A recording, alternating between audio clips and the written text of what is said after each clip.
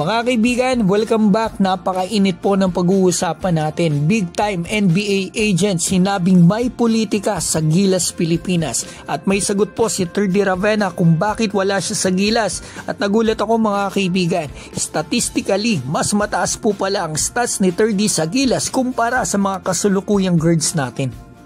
Simulan po natin dito. Nag-guest po si Terdy Ravenna sa isang podcast na ang host ay si Sam Douglas. Maaring kilala po ninyo ito. Siya po kasi yung dating import ng talk and text sa PBA. At nakakalaban po yan ng Gilas before sa FIBA Games, so talagang pamilyar ang taong to sa Philippine basketball.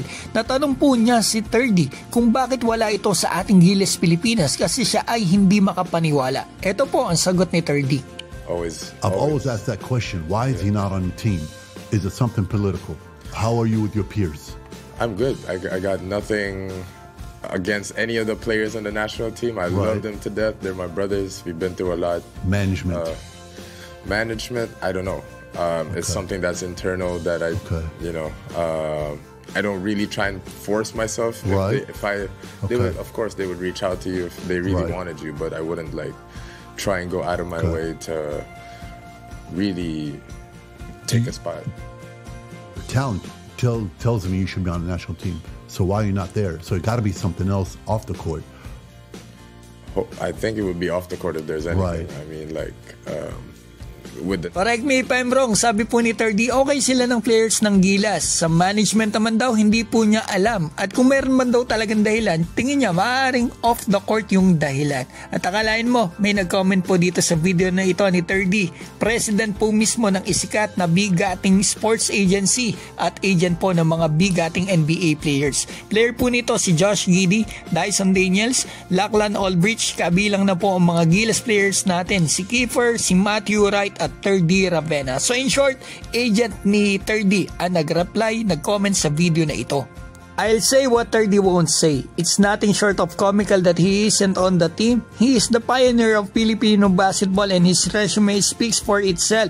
Politics and emotion from the administrators have robbed Gilas fans of seeing the best version of the program. Para sa kanya mga kaibigan, sa Gilas Pilipinas ay may politika and emotion. May nag-comment pa dito sa baba, pioneer. Mga kaibigan, mga kababayan natin to na nag-comment. Gusto kong malaman yung mga kaibigan sa Philippine basketball, hindi sa Gilas Pilipinas. Sa Philippine basketball, si Terdy Ravenna mga kaibigan ang pioneer sa Japan B-League at pioneer dito sa EuroLeague. Sa Gilas Pilipinas ay hindi po. Pero siya sa natatanging players natin. So mga kaibigan, gusto ko palang malaman po ninyo kasi nagulat ako nang makita ko po ito.